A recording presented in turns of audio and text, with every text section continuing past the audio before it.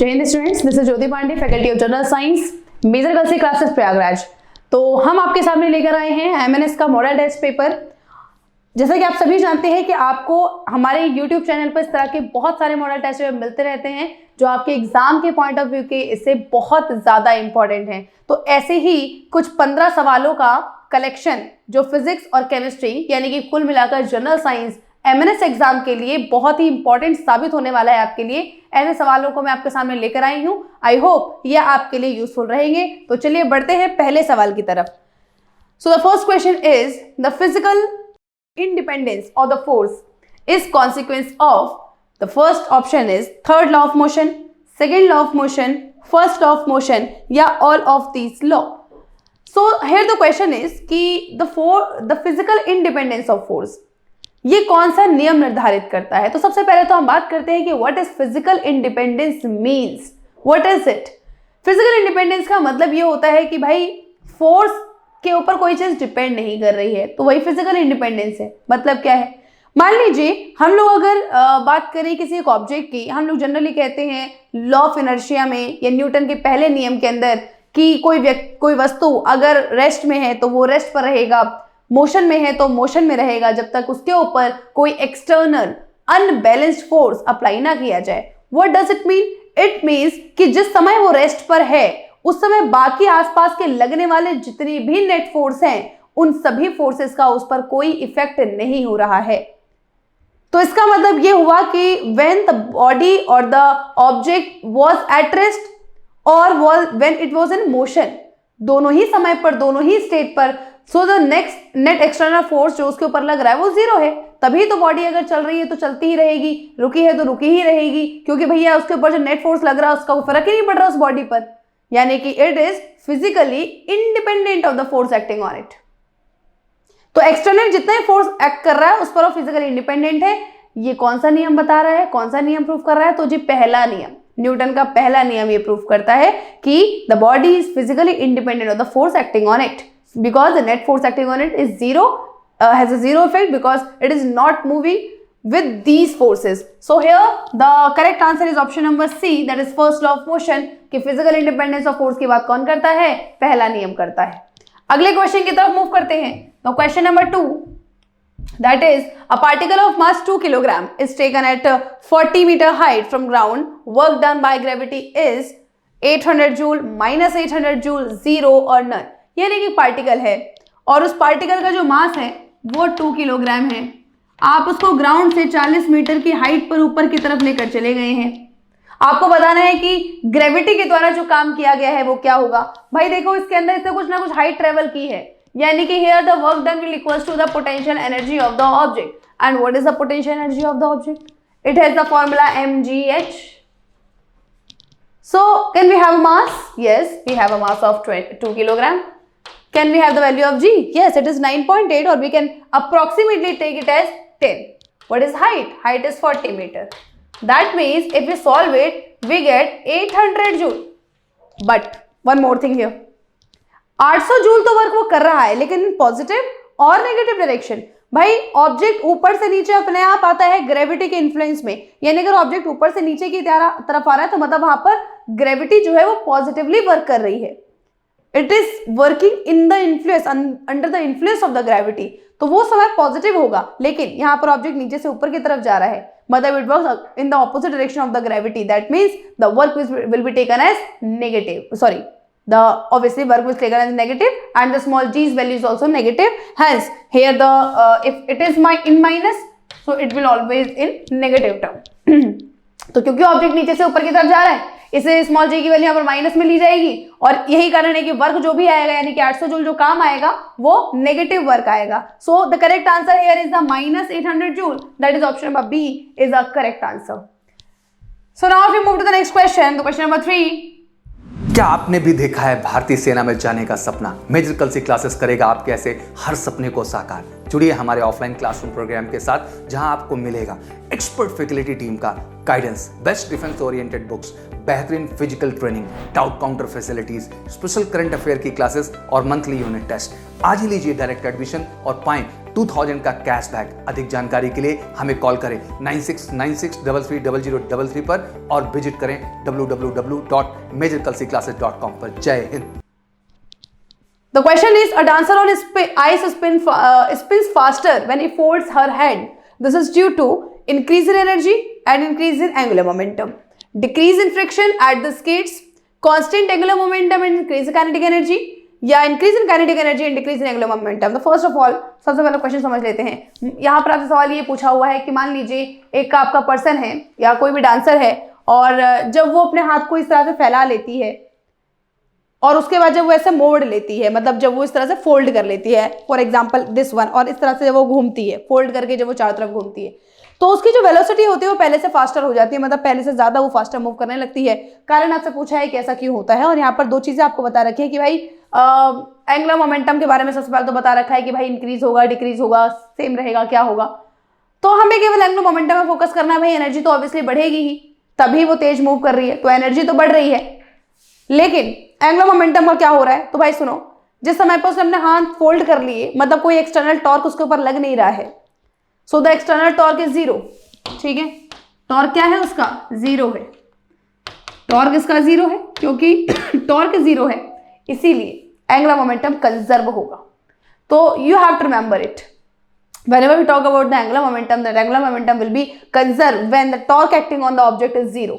Here the torque acting on the object is zero, that is why we can say that the angular momentum will always be conserved here. यानी कि constant है भाई, वो change ही नहीं हो रहा है। इसका मतलब ऑप्शन नंबर सी हमारा यहाँ पर करेक्ट आंसर है, जहां पर आपसे बोला है कि एंगुलर मोमेंटम कांस्टेंट होता है। So the constant angular momentum and increase in kinetic energy. अगले क्वेश्चन की तरफ चलते हैं। क्वेश्चन नंबर 4 आपसे पूछा है कि the body loses its gravity then for a body weight becomes zero but not mass, mass becomes zero but not weight, neither mass nor weight is zero, both mass and weight are zero। देखो भाई वो कह रहा है कि अर्थ अपनी gravity ही loose कर दे तो क्या होगा। भाई एक बात बताइए, whenever we talk about the difference between the mass and the weight, we always say that कि weight is what? It is the force by which the earth pulls an object towards itself। यानी कि एक ऐसा force, एक ऐसा बल जिसकी वजह से कोई जो अर्थ है वो किसी ऑब्जेक्ट को अपनी तरफ पुल कर रही है, खींच रही है, उस फोर्स के मेजरमेंट को ही तो वेट कहते हैं। आप कह रहे हैं ग्रेविटी ही जीरो हो गई, इसका मतलब कोई फोर्स लग ही नहीं रहा, तो मेजरमेंट जीरो हो गया, मतलब वेट जीरो हो गया। तो जो वेट एक्ट कर रहा है किसी बॉडी पर, जिस वेट की हम बात करते हैं, वो वेट प्रोड्यूस ही तब होता है जब ग्रेविटी होती है। अगर ग्रेविटी ही नहीं है तो उसका मतलब वेट भी नहीं है, तो वेट तो जीरो होगा, 100% है। But what about the mass, mass can never be zero भाई, चाहे ग्रेविटी हो ना हो, मास किसी ऑब्जेक्ट का कभी जीरो नहीं हो सकता, because it is the measure of the matter present in the material. किसी ऑब्जेक्ट में, किसी मटेरियल में जो मैटर प्रेजेंट होता है उसका मेजरमेंट ही मास कहलाता है। तो मास जीरो नहीं हो सकता, लेकिन वेट जीरो होगा। अगर ग्रेविटी जीरो हुई तो वेट जीरो हो जाएगा। तो इसका मतलब यहां पर जो सही आंसर है that is weight become zero but not mass. तो वेट आपका जीरो हो जाएगा, लेकिन मास इसका जीरो नहीं होगा। तो ऑप्शन में ए इज द करेक्ट आंसर। अगले सवाल की तरफ चलते हैं। क्वेश्चन नंबर 5 आपसे पूछा है कि 2 water droplets merge with each other to form a larger droplet. In this process energy is liberated, energy is absorb, energy is neither liberated nor absorb, या some mass is converted into energy. देखिए भाई, 2 water droplet है, आपस में जुड़ गए हैं, तो 2 वाटर आपस में जुड़ जाएंगे तो आपको 2 चीजें ध्यान रखनी है कि पहले तो सरफेस टेंशन सेम ही रहेगा, लेकिन सरफेस एनर्जी की अगर बात की जाए वो आपकी कम हो जाएगी। क्योंकि सरफेस एनर्जी इसकी कम हो रही है मर्ज होने के बाद, इसीलिए हम कहेंगे कि भाई एनर्जी कम क्यों हो रही होगी, क्योंकि एनर्जी थोड़ी बहुत बाहर निकल गई होगी, तभी तो सरफेस एनर्जी कम हो रही है। ये आपको कौन सा केस है भाई, ये फ्यूजन का केस है। जब 2 चीजें आपस में जुड़ती हैं हमेशा एनर्जी बाहर निकलती है। कारण क्या है, क्योंकि सरफेस एनर्जी हमेशा कम हो जाती है। Every time when 2 object fuses together, जब आपस में जुड़ते हैं, हमेशा मर्ज होते हैं जब, हमेशा, तो उनकी सरफेस एनर्जी क्या हो जाएगी, कम हो जाएगी। सरफेस एनर्जी कम क्यों हो जाएगी, ठीक है, सरफेस एनर्जी कम क्यों हो जाएगी, क्योंकि एनर्जी जो है वो लिबरेट हो चुकी है, एनर्जी जो है बाहर निकल गई है। तो यहाँ पर एनर्जी जो है वो बाहर लिबरेट हो चुकी है, बाहर निकल गई है, इसीलिए यहाँ पर हम कहेंगे कि in this process energy is liberated when it merge together to form a bigger drop. तो ये बिगर ड्रॉप बनाते समय इसमें एनर्जी थोड़ी सी बाहर निकलेगी, यही कारण है कि सरफेस एनर्जी से कम हो जाएगी, लेकिन सरफेस टेंशन यहाँ पर सेम रहता है। सरफेस टेंशन के ऊपर भी सवाल पूछ लिए जाते हैं। अगले सवाल की तरफ चलते हैं। क्वेश्चन नंबर 6 आपसे पूछा है कि वो system transfer heat from a body at low temperature to a body at higher temperature, then work is done by the system work is done on the system, no work is done, work done may be positive और negative. देखिए भाई, the thing is general अगर बात की जाए तो जब भी टेम्परेचर या वर्क डन होता है तो हमेशा हायर से लोअर टेम्परेचर की तरफ होता है, लेकिन हम यहाँ पर कह रहे हैं कि जो सिस्टम है वो हीट ट्रांसफर कर रहा है लोअर से हायर की तरफ, मतलब उल्टा ऑपोजिट डायरेक्शन में, मतलब वर्क नेगेटिव हुआ है भाई यहाँ पर। तो दोनों नहीं हो सकता, वर्क नेगेटिव है, लोअर से हायर टेम्परेचर की तरफ जा रहे हैं, और अगर वर्क नेगेटिव है तो इसका मतलब सिस्टम पर काम किया गया है कुछ ना कुछ, ठीक है। तो सिस्टम पर काम किया जाता है। आप ध्यान रखिए, whenever we talk about the positive work, जब भी वर्क पॉजिटिव होगा हमेशा हम कहेंगे कि the work done by the system, और जब भी वर्क नेगेटिव होगा तो हम कहेंगे कि work done on the system. यहां पर वर्क नेगेटिव है क्योंकि लोअर से हायर की तरफ जा रहे हैं, अगर हायर से लोअर की तरफ आ रहे तो तुम कहते हैं पॉजिटिव वर्क है भाई, वहां पर बाय द सिस्टम काम किया जाता। यहां पर क्या है, लोअर टू हायर की तरफ जा रहे हैं, इसका मतलब वर्क डन नेगेटिव है, यानी कि work done on the system है। तो इसका मतलब यहां पर जो सही आंसर है वो है option number B, that is work done on the system. Question number 7 की तरफ मूव करते हैं। आपसे पूछा है कि equal charge on are given to sphere of different radii, potential will be more on smaller sphere, more on bigger sphere, equal on both sphere, या dependent on the nature of the material of sphere। देखो भाई, आपसे बोला ये है कि मेरे पास sphere है 2 और एक का रेडियस R1 है, एक का रेडियस R2 है, मतलब दोनों का रेडियस अलग अलग है, लेकिन दोनों पे इक्वल चार्जेस है, मतलब यहाँ पर भी Q है और यहाँ पर भी Q है। आपको पोटेंशियल के बारे में पूछा है। पोटेंशियल के अगर फॉर्मूले की बात की जाए तो this is V equals to KQ/R। K constant है, this is constant, this is charge, this is radius. तो भाई ये कांस्टेंट है और चार्ज भी बराबर ही है, मतलब ये दोनों क्वांटिटी कांस्टेंट ही हो गई। अगर ये कांस्टेंट हो गई तो हम इसको ऐसे लिख सकते हैं, मतलब अगर रेडियस बढ़ेगी तो पोटेंशियल कम हो जाएगा और रेडियस कम होगी तो पोटेंशियल बढ़ जाएगा। तो आपसे पूछा है कि हाईएस्ट पोटेंशियल किस पर होगा भाई, तो more on the smaller sphere, smaller sphere पर ज्यादा होगा क्योंकि स्मॉलर स्फीयर की रेडियस कम होगी और पोटेंशियल ज्यादा होगा, ठीक है। बिगर स्फीयर में ज्यादा नहीं हो सकता क्योंकि बिगर स्फीयर में रेडियस ज्यादा तो पोटेंशियल कम, तो ज्यादा नहीं हो सकता वहां पर। तो ऑप्शन नंबर ए यहाँ पर करेक्ट आंसर है हमारा। अगले सवाल की तरफ चलते हैं। क्वेश्चन नंबर 8 आपसे पूछा है कि the magnetic field is measured by, भाई मैग्नेटिक फ्लक्स आप मेजर करते हैं, ठीक है, मैग्नेटिक फ्लक्स आप मेजर करते हैं तो फ्लक्स वर्ड आपने सुना है जो मैग्नेटिज्म से रिलेट करता है। आप उसी से इस चीज को याद रखें कि मैग्नेटिक फील्ड जब मेजर किया जाता है तो एक डिवाइस से मेजर किया जाता है and that device is known as fluxometer. Magnetic flux का नाम सुनते मतलब याद रखते हैं तो वहीं से इस चीज को भी याद रखें कि that flux is actually related to the magnetism. So whenever we talk about the measurement of the magnetic field, we always use the fluxometer. ठीक है, तो यहाँ पर जो करेक्ट आंसर है that is fluxometer. Option number D is the correct answer. अगले question की तरफ बढ़ते हैं। आपसे पूछा है क्वेश्चन नंबर 9 में कि the size and energy of electron is generated by principal quantum number, azimuthal quantum number, magnetic quantum number या स्पिन क्वांटम नंबर। याद रखें जो प्रिंसिपल क्वांटम नंबर है वो साइज को ही मेजर करता है, साइज एनर्जी, ये शेप को, ये ओरिएंटेशन को और ये स्पिन। तो आपसे पूछा है साइज एनर्जी के बारे में तो obviously principal quantum number measure the size energy of electron. So here option number is the correct answer. अगले क्वेश्चन में मूव करते हैं। आपसे पूछा है कि modern period table the period indicate the value of, यानी कि भाई जो मॉडर्न पीरियड टेबल है उसमें पीरियड जो है वो किस चीज की वैल्यू इंडिकेट करती है, 7 पीरियड होते हैं ना, तो 7 पीरियड किस चीज की वैल्यू इंडिकेट करते हैं, that indicates the value of n, that indicates the value of n। For example अगर मैं यहाँ पर लूँ कि भाई मान लीजिए कि मेरे पास एक एलिमेंट है फॉस्फोरस, मैंने कहा जी 15वें नंबर पे आ रहा है, 15वें नंबर पे आ रहा है, इसकी कॉन्फ़िगरेशन हो गई कुछ इस प्रकार से। मुझसे कोई पूछेगा, कोई मुझसे अगर ये पूछेगा कि बताओ भाई से पीरियड की संख्या क्या है, तो मैं कहूँगी भाई पीरियड की संख्या है 3। क्यों है पीरियड की संख्या 3? पीरियड की संख्या 3 क्यों है? क्योंकि n की वैल्यू यहाँ पर 3 है। And what is n? n is the principal quantum number. इसका मतलब ये हुआ कि जब भी हम लोग पीरियड नंबर निकालते हैं तो हमेशा n की वैल्यू से निकालते हैं। And what is n? n is the principal quantum number. तो क्या हम ये कह सकते हैं कि पीरियड जो है वो प्रिंसिपल क्वांटम नंबर के द्वारा ही बताया जाता है? So yes we can say that. तो ऑप्शन नंबर सी यहाँ पर हमारा जो है वो क्या हो जाएगा, करेक्ट आंसर हो जाएगा। अगले सवाल की तरफ मुड़ते हैं। क्वेश्चन नंबर 12 की बात 11 की बात करते हैं। आपसे पूछा है कि which one among the following does not have the hydrogen bond, इनमें से किसके पास हाइड्रोजन बॉन्ड नहीं होता है? तो भाई देखो हाइड्रोजन बॉन्ड नहीं होता है, पहला आपका फिनॉल है, दूसरा आपका लिक्विड अमोनिया है, अमोनिया ऐसा बनता है, तीसरा आपका वाटर है, वाटर ऐसा बनता है, और आपका ये HCl है, HCl भाई ऐसे बनता है। हम कहते हैं हाइड्रोजन बॉन्डिंग के लिए फ्लोरीन, ऑक्सीजन, नाइट्रोजन का होना जरूरी है। क्या यहाँ पर ऑक्सीजन हाइड्रोजन है? जी बिल्कुल है। क्या यहाँ पर ऑक्सीजन नाइट्रोजन है? जी बिल्कुल है। क्या यहाँ पर ऑक्सीजन हाइड्रोजन है? जी बिल्कुल है। क्या यहाँ पर है? नहीं, यहाँ नहीं है। इसका मतलब यहाँ हाइड्रोजन बॉन्डिंग नहीं मिलेगी। So liquid HCl doesn't have hydrogen bond. ठीक है, अगले क्वेश्चन की तरफ मूव करते हैं।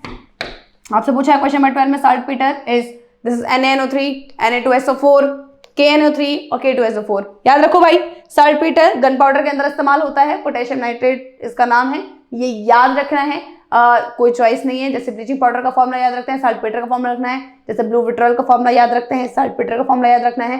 तो you just have to remember the formula here, you can do nothing in it. So the correct answer is KNO3, saltpetre KNO3 होता है। यहाँ पर दूसरा क्वेश्चन पूछा जाता है कि ये यूज कहाँ होता है, तो भाई गन पाउडर को बनाने में इसका इस्तेमाल किया जाता है, ये आपको याद रखना है। So option number see here is the correct answer. Question number 13 में चलते हैं। आपसे पूछा है कि the number of bond in benzene. आपकी बेस्ट फ्रेंड किताबें होती हैं जो आपका करियर बनाती हैं और आपके ड्रीम्स को पूरा करती हैं। इसलिए मेजर कल्सी क्लासेस लेकर आया है रक्षा क्षेत्र के सभी परीक्षाओं की संपूर्ण तैयारी के लिए MKC पब्लिकेशन की तरफ से बेस्ट स्टडी मटेरियल, जो कि सेना द्वारा प्रेस्क्राइब्ड लेटेस्ट पैटर्न पर आधारित हैं, जिसमें आपको मिलेगा आसान भाषा में explanation, chapter wise question paper और ढेर सारे क्वेश्चन के कलेक्शंस, ढेर सारे शॉर्टकट और ट्रिक के साथ साथ क्वेश्चन को इजी, मीडियम और हार्ड लेवल में बांटा गया है। लास्ट 5 ईयर के क्वेश्चन को चैप्टर और टॉपिक वाइज मेंशन किया गया है, जो कि आपके 100% सफलता को सुनिश्चित करेंगे। तो देर किस बात की, तो आज ही ऑर्डर कीजिए अपनी डिफेंस प्रिपरेशन की बुक dlp.majorkalsiclasses.com से और कॉल कीजिए 9696330033 पर। Number of bond of benzene क्या है भाई, कितने होते हैं? बेंजीन की अगर बात की जाए तो दिस इज बेंजीन, और यहाँ देखा जाए तो हर एक कॉर्नर पर एक कार्बन आइटम होता है, और केवल कार्बन नहीं है, हर एक कार्बन के साथ एक हाइड्रोजन भी जुड़ा हुआ है। तो अगर हम देखें तो this is the formula for the benzene. आपसे पूछा ये है कि इसके अंदर सिग्मा और पाई कितने हैं, तो भाई 1 2 3 4 5 6 सिग्मा तो CH बॉन्ड के ही हो गए, और ये 6 इसके हो गए। इसका मतलब सिग्मा कितने हो गए टोटल? 12 सिग्मा हो गए। पाई कितने हैं? 1 2 3 पाई है। तो इसका मतलब जो करेक्ट आंसर है वो है ऑप्शन नंबर बी, यानी 12 सिग्मा 3 पाई। मैक्सिमम बच्चे इसमें 6 सिग्मा 6 से पाई लगा देते हैं देखते ही, पर ध्यान रखो भाई 6 सिग्मा 6 पाई नहीं, 6 कार्बन और 6 हाइड्रोजन है। पाई तो उसमें 3 ही है और सिग्मा से 12 है, तो ये आपको ध्यान रखना है। So correct answer is option number B है। अगले क्वेश्चन की तरफ चलते हैं। आपसे पूछा है कि which of the following applies in reaction, यानी कि भाई एक रिएक्शन आपको दे रखी है CH3 CH, यहाँ Br लगाया हुआ है, CH2 CH3।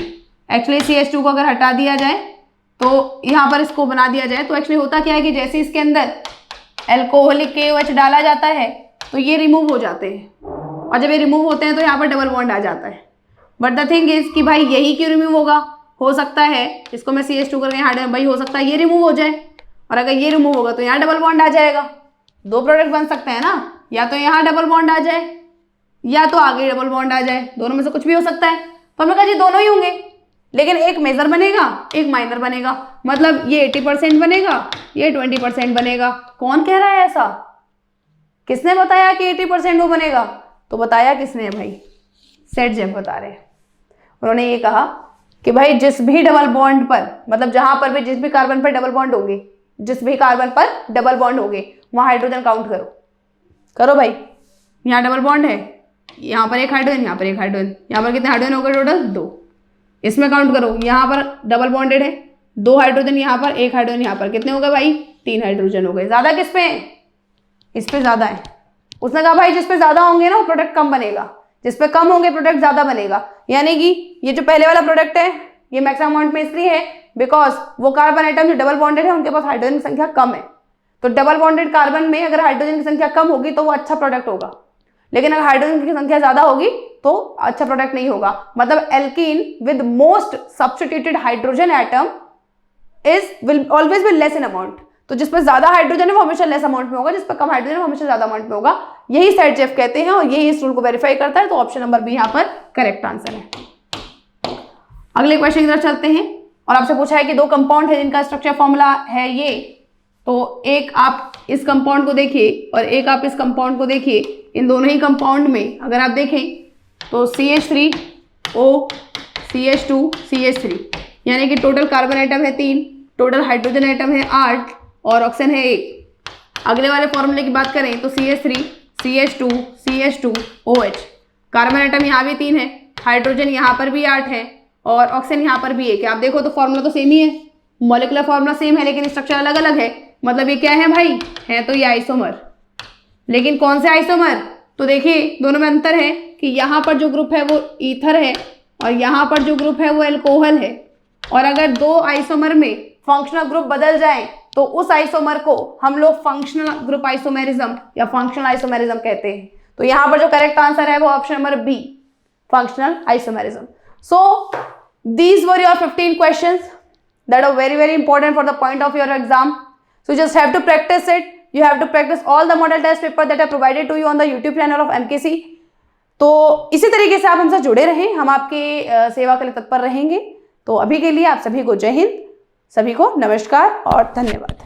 वो कहते हैं कि बैटल ग्राउंड में वार वही जीतता है जो सही स्ट्रैटेजी से फाइट करता है। ठीक वैसे एग्जाम वही क्रैक करता है जो एक्यूरेट प्लानिंग के साथ प्रिपरेशन करता है। तो 15 साल के वास्ट एक्सपीरियंस के आधार पे हमने डिजाइन किया है फौज के एग्जाम को क्रैक करने का एक किलर प्लान, जिसके माध्यम से आप घर बैठे सिक्योर कर सकते हैं सेना के किसी भी एग्जाम में मैक्सिमम मार्क। तो एमकेसी के ऑनलाइन कोर्स में आपको मिलेगा recorded lecture 24/7, teaching plan, chapter wise e notes, daily live classes, daily assignment, study material, interactive classes, doubt counter, daily quiz, online test, 1-to-1 guidance, exam oriented tips और daily current affair. 4.8 के Google Play Store की rating के साथ defence aspirant की पहली पसंद। So what you are waiting for, अभी download कीजिए एमकेसी लर्निंग ऐप अपने गूगल प्ले स्टोर से और बुक कीजिए अपनी फ्री डेमो क्लास।